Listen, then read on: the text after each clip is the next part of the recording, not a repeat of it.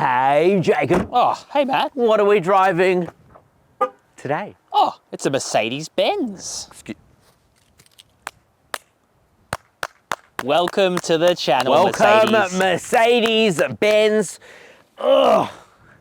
My knees are failing me at 25. I've had Mercedes in my life. My Sang-Yong chairman is technically a Mercedes. I mean, that's a fair point. But that doesn't mean I'm going to give you a biased review, Jacob. Even though I have all these, conflicting biases, really telling me I should give this thing a glowing review. I won't do that for you guys. Well, actually, I kind of will, because this thing is bloody awesome. This is the Mercedes-Benz GLC300. It's just been updated, even though I don't think it really looks all that different. My God, this thing is incredibly different. It's got one of the nicest interiors I have ever seen at this price point. It drives incredibly well with some little zhuzhy things that make me think, but otherwise it's still very, very good. Frankly, I'm really impressed, and I think you guys will be as well. So today we're going to take you on an exterior tour of the Mercedes-Benz GLC300. We're going to move on to the interior, check it out, because it's pretty mind-blowing. We're then going to drive this thing. We're going to take it around Saucy Corner, give it lots of sauce, but we're not going to launch it because of insurance reasons. I don't want to talk about it. Then we're going to give you our final thoughts, though. We're going to give you our final thoughts and tell you exactly what we think. Even without launching it. Even without launching it. Jacob? Let's do this. Let's get into it. Thank you to today's video sponsor, WiperTech. WiperTech sell high quality and durable wiper blades delivered straight to your door. Designed for all Aussie conditions, these blades fight rust, reduce wind lift, and glide smoothly thanks to their aerodynamic design and Teflon embedded rubber. They're easy to install, offer a perfect fit guarantee, and backed by a full 12-month warranty. Click the link below and use code CarSauce15 during checkout to get 15% off your order plus free express shipping. Thanks to WiperTech for sponsoring today's video. Alrighty, friend, let's talk about how this thing looks. What are your initial thoughts? I mean, elegant. Yeah, I'd give it pretty elegant. I don't think this is like groundbreaking in any way compared to the previous GLC, but I still think it looks really good, man. Oh, it's definitely typical Mercedes, but that's not a bad thing. No. Keeps locking and unlocking. It's really secure. Very secure. Check out these lights here. These are actually projector LEDs. Technology first seen in the Mercedes S-Class. We see it here now. Does a cool dance. It's really bright as well. So very good to see that. You've got a huge grille here. I love the little Mercedes badge within the grille as well. You've also got a giant Mercedes badge there too. That's also your radar. This thing will literally drive itself down a highway. It's quite impressive. You have the Mercedes badge there as well. Up there, you have a bunch of cameras. In fact, I can see at least 4 different types of cameras / sensors. So yeah, as I said, this thing is pretty impressive with how it drives itself. More grille down the bottom, but otherwise it's a Mercedes SUV. They all look quite similar. Let's check out the side. Let's do it. Okay, so coming to the side, Jacob, you're gonna notice these 20-inch wheels here. They have so many spokes to them. They look really, really cool, but from what I have heard, they're quite difficult to clean because you've really got to get in there. But they do have some really fat rubber on them for 20-inch wheels, Continental tires, and they're staggered as well. So the front wheels are narrower than the rear wheels, and that should help with the driving dynamics. Down here, you've got a side step that would honestly put a lot of utes to shame. It's a metal unit. It's got a cool design element to it as well. Check this out, Jacob. Oh, keyless entry and go. The reason I'm so excited by that is every time you put your hand in there, you like rub your hand against the paint, and it's so thick. It's so nice and soft. It's not, like, I don't know how to describe it to you guys. You can tell that they have layered on the paint here. You've also got a camera there for the really good 360 camera. Roof rails up top, a bunch of chrome as well. You've got your very tinted privacy glass there too.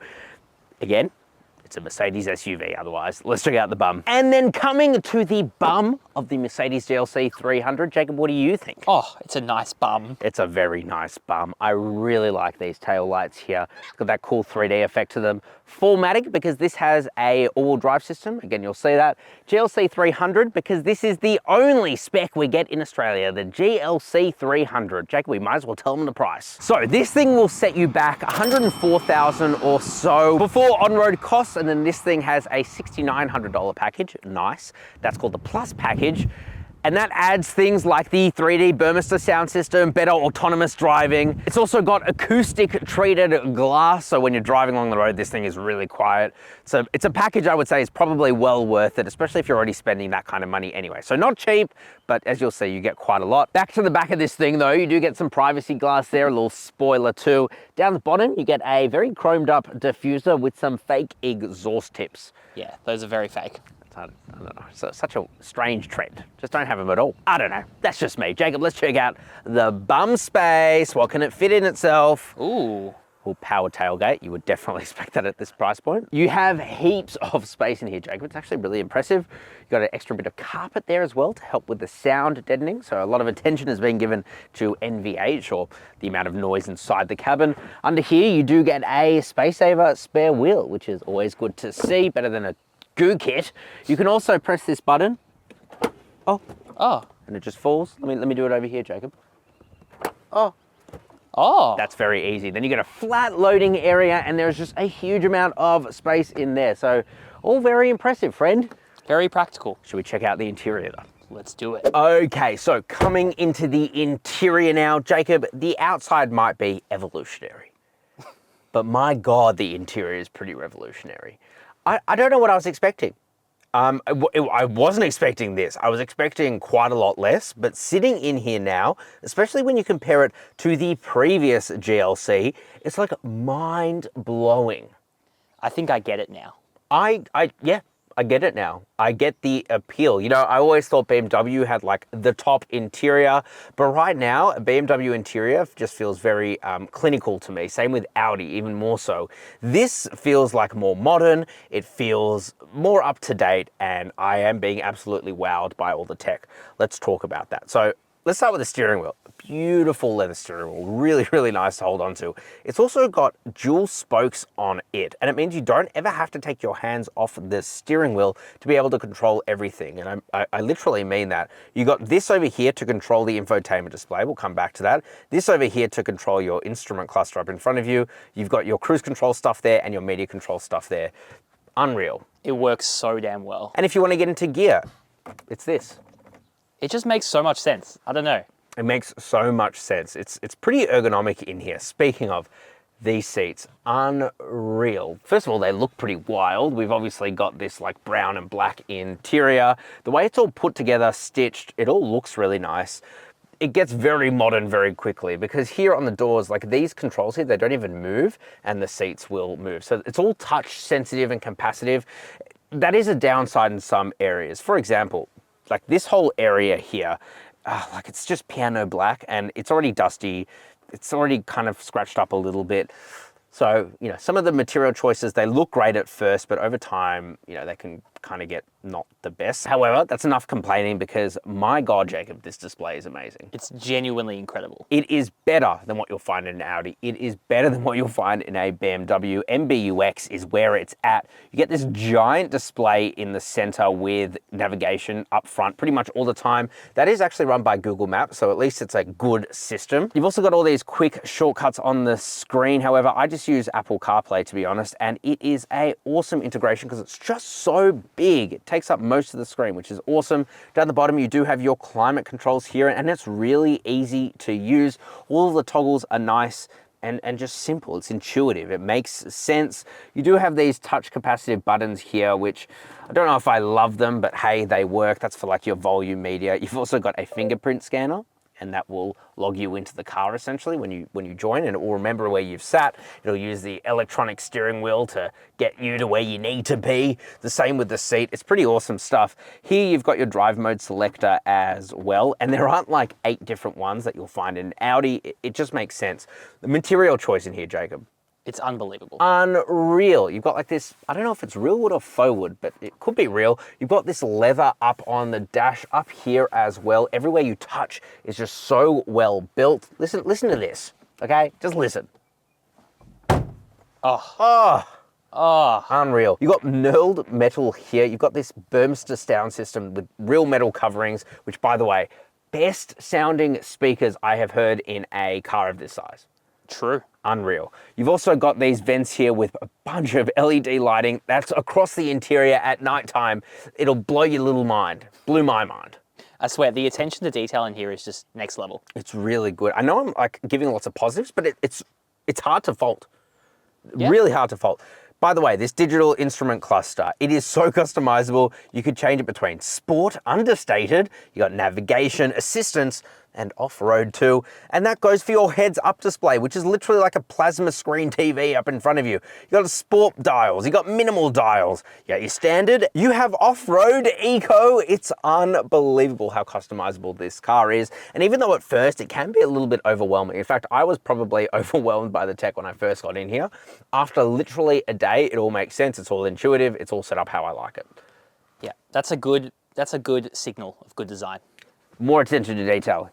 Here is nice and soft. The glove box is pretty roomy and it's really felt lined. It's very nice. This little area here hides forward, I guess. You've got a wireless charger there. You've got a couple of cup holders, and one of them is one of those smart cup holders where you press down and it opens up.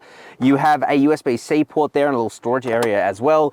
This center console is nice and soft. Boop, opens up, reveals a bunch more storage, a couple more USB-C ports, and a little storage area that says don't smoke. Fair enough, I won't. I don't know, man. Really impressed with this interior. Yeah, genuinely. And it is a pricey car, but you get what you pay for. It's also got a massive panoramic sunroof. You swipe across and it will open up. It's actually pretty easy to use. And to be honest, at first I was worried about the steering wheel controls because they're also touch capacitive. Because in Volkswagens, you touch it and it registers your palm as your finger. Worst system ever. This though has really good palm rejection, so can't complain. Let's check out the back seats. Okay, so back seats. What's it like back here? Well, there is one major negative, but I'll come back to that. I'm 5'11". Look how much legroom I have. Toe room is awesome too, and headroom is really good as well. Quality doesn't take a hit in the back. Really nice, soft, like leathers. You've got the knurled metal there, Burmester sound system still. You've got a classic German over-engineered center armrest because you pull it open once, you get a little phone holder, you half push it, and then you get your cup holders pop out. Hopefully that stands the test of time. Sure it will. You've also got very nice leather seats in the back too. Amenities is where this thing, I don't know, it's not great. You get a couple of air vents here. There's no third zone of climate control, which I really would expect at this price point. You got a little storage area here. And then down the bottom, you just have like this blank area. Really, there should be USB ports. Definitely expect a couple of USB-C ports back there. Yeah, I mean, you get 3 up front, which is like 1 too many, but you should get a couple more in the back. Yeah, we shouldn't have to use like an extra long cable and reroute it from the center console to the back. Yeah, I don't know what that design decision was. I wonder if it's like a semiconductor thing, but surely that's not a thing anymore. Surely not. I don't know. Anyway, you do get some folio pockets here in the back, which feel very nice, like a plane. And otherwise, it's a very nice place to be. I'm very glad to have this panoramic sunroof right now. Yeah, it looks pretty roomy, I'm not gonna lie. It's very roomy. They've extended out the wheelbase versus the previous GLC, so it just feels spacious in the back. All right, Jacob, it's time to drive.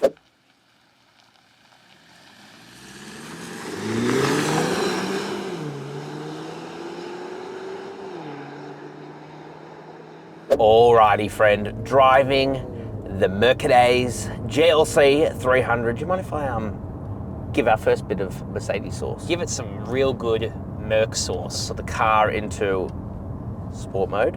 Ooh, you're not allowed to do that with a roof load, apparently. Let's go. Well, that took a second to shift down, I think. Oh, once it gets going. Yeah. I'll tell you what, it gets quick. It gets quick, as we pretty say. quick, but I will say the most amazing thing to me is just how damn comfortable it is. It is really comfortable. I'm genuinely shocked.